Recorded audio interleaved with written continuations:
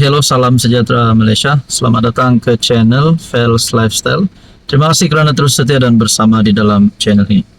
Saudara-saudara yang saya amat hormati, ada satu berita yang menyebut berkaitan dengan perbelanjaan lawatan madani ke luar negara, dibandingkan pula dengan perbelanjaan lawatan kerajaan pimpinan terdahulu. Belanja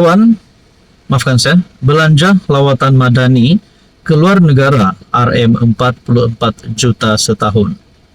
Di zaman Najib RM44 juta untuk 5 tahun. Ahli Parlimen PN mempersoalkan kos lawatan PM, Anwar dan Menteri ke luar negara yang mencecah RM44 juta dalam tempoh setahun. Syahidan Kasim, PN Arau berkata, kos berkenaan adalah jauh lebih tinggi berbanding jumlah sama dibelanjakan sepanjang tempo 5 tahun ketika era Najib Razak menjadi PM. Apa yang saya nak mempersoalkan di sini adalah waktu Najib Razak menjadi PM beberapa tahun yang lalu, sekitar saya pun tak pastilah, tapi mungkin kita kena fikir secara rasional dan logik. Kos dan seluruh kos perbelanjaan lah pada ketika itu dan seluruh kos perbelanjaan pada ketika ini sudah pasti tidak sama perbelanjaannya. Jadi apa persoalan dan isu yang nak ditimbulkan oleh PN Arau ini sebenarnya? Oleh itu dia menuntut penjelasan apakah angka ini adalah tepat ataupun sebaliknya. Semasa saya menjadi menteri dulu, menteri di jabatan Perdana Menteri, jumlah keluar negara yaitu terdiri daripada perbelanjaan Menteri Kabinet dan juga Perdana Menteri Keluar Negara pada masa itu selama 5 tahun 2008 hingga 2013 sebanyak RM44 juta. Maknanya dari 2008 hingga 2013 dan kos perbelanjaan pada ketika itu tidak bolehlah kita samakan kos perbelanjaan pada hari ini.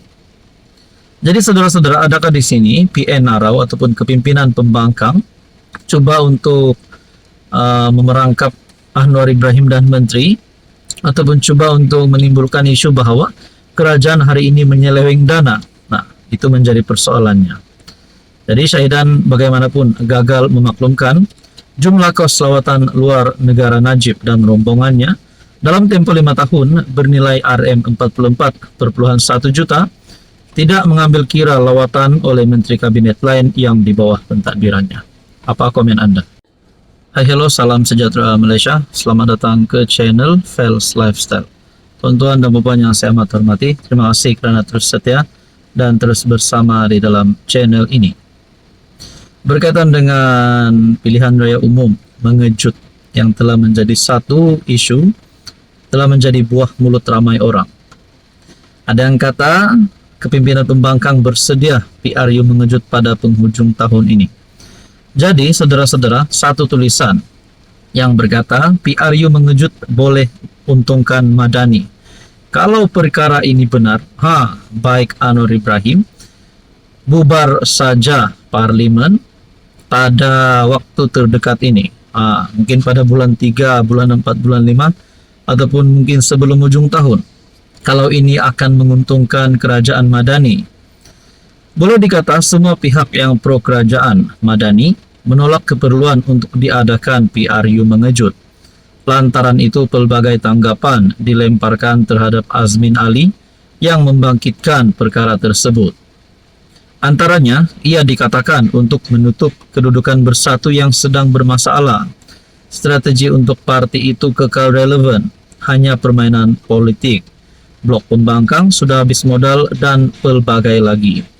Pendeknya, mereka yang pro kerajaan menolak sama sekali kemungkinan PRU mengejut akan diadakan.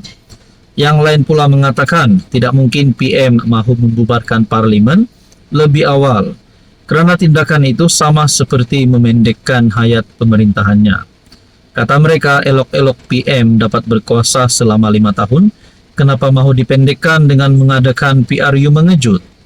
Memanglah secara logiknya tidak mungkin atau saja-saja PM akan membubarkan Parlimen lebih awal sebelum 2027. Melainkan jika ada asas yang kukuh untuk berbuat demikian. Sudah dinyatakan sebelum ini, PRU mengejut, antaranya adalah pilihan terakhir bagi PM jika beliau tidak mampu bertahan lagi. Di Sabah misalnya, telah banyak kali ketua menteri mengambil keputusan membubarkan DUN lebih awal bagi memaksa PRN mengejut lantaran agresifnya cobaan untuk menjatuhkan kerajaan negeri. Pokoknya daripada dijatuhkan, lebih baik sama-sama bersaing kembali merebut undi rakyat. Jadi saudara-saudara, walaupun kerajaan perpaduan tiada skandal seperti 1MDB, tetapi isu demi isu yang timbul setiap hari yang sekaligus membuatkan rakyat gelisah dan resah. Ia juga adalah skandal yang menyebabkan sokongan makin terhakis. Sebelum hakisan itu merobohkan tebing, mengadakan PRU mengejut adalah jawaban untuk memanjangkan hayat kekuasaan. Apa komen Anda? Hai hello, salam sejahtera Malaysia. Selamat datang ke channel Fels Lifestyle. Terima kasih tuan-tuan dan puan kerana terus setia dan bersama di dalam channel ini.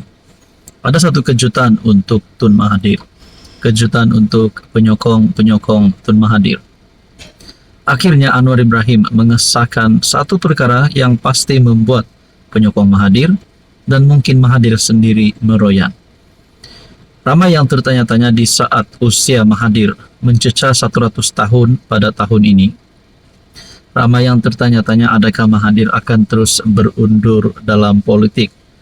Walaupun ada gesaan terhadap beliau untuk jangan lagi aktif dalam politik. Lebih baik rehat saja. Rehatlah Tun Mahathir di rumah. Tapi kita dapat lihat beberapa kali Tun Mahathir membuat kenyataan di media dan kita dapat lihat beliau tidak terlalu aktif tapi masih lagi ada di dalam kancah politik Malaysia. Pada akhirnya Anwar Ibrahim dalam satu kenyataan, pemimpin mana nak jumpa Mahathir soal Anwar. Perdana Menteri Anwar Ibrahim menyangkal dakwaan Dr. Mahathir Mohamad bahawa kerajaan menghalang beberapa pemimpin asing berjumpa dengan bekas Perdana Menteri itu. Anwar berkata, tiada mana-mana pemimpin luar negara yang ingin bertemu dengan Mahathir. Jangan dilayan sangat, sebab pertamanya, pemimpin luar mana nak jumpa dia. Kalau nak jumpa pun, apa masalahnya? Kalau kawan dia dulu, nak kenal, nak jumpa, tak ada. Yang baru-baru ini, pemimpin Thailand, Jepun, Indonesia, Turki, tak ada yang minta nak jumpa. Kalau minta, tak akan. Saya nak kata jangan. Jumpalah, apa salahnya, kata Anwar, seperti dilapor bernama. Anwar berkata demikian dalam sidang media selepas mengakhiri lawatan rasmi ke Bahrain atas jemputan Putera Mahkota dan Perdana Menteri Bahrain Salman Hamad Al Khalifa. Baru-baru ini Mahathir mendakwa Anwar menghalang beberapa pemimpin negara asing daripada bertemu dengannya. Ada pemimpin negara asing dari 2-3 buah negara minta nak jumpa saya. Oh, Anwar kata tak boleh jumpa. Pemimpin itu kawan saya, kenal dengan saya. Mereka datang Malaysia nak jumpalah dengan saya. Namun Anwar cakap tak boleh. Jadi beliau yang potong semua hubungan dakwanya ketika ditemu bual dalam sebuah podcast. Jadi kalau Anwar dah kata pemimpin mana nak jumpa Mahathir, Anwar pun tiada masalah. Pemimpin mana dari luar negara nak jumpa Mahathir, kenapa Mahathir pula kata Anwar yang melarang, memotong hubungan dan sebagainya. Jadi persoalan dan pertanyaan seterusnya, adakah Mahathir cuba memfitnah tapi namun digagalkan oleh Anwar? Apa komen Anda?